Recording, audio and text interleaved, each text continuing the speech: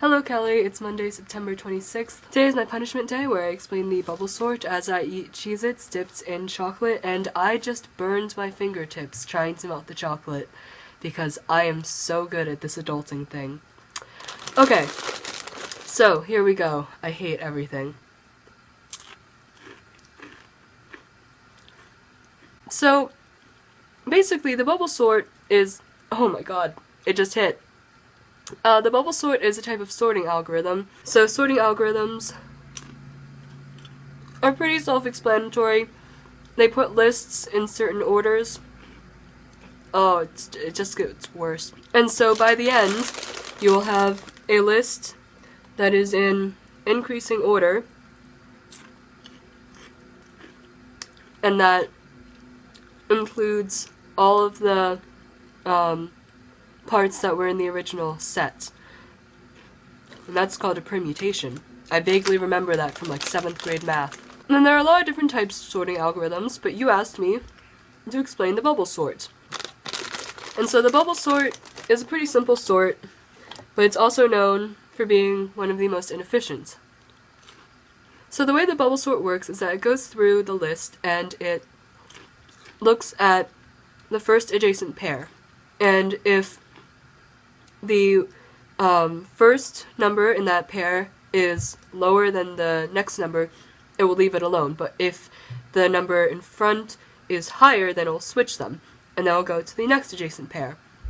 It'll do the same thing. It'll keep going like that. So if like the list is like 3, 1, 5, 2, then it'll go to the 3 and the 1, and it'll flip them, and because 3 is greater than 1, and then we'll go to the 3 and the 5, and I'll leave it alone, because 3 is less than 5, and then it will go to the 5 and the 2, and it'll flip them. But then you're at 1, 3, 2, 5, and that's not right either, so it goes back again, and we'll look at 1 and 3, and I'll leave it alone, because 1 is less than 3, and then I'll go to 3 and 2, and I'll flip them, because 3 is greater than 2. And then it'll go 3 and 5, and it'll leave them, because 3 is less than 5. And this is so disgusting what I'm eating right now. But the thing is, to check that it's correct, it has to go through another time, to make sure.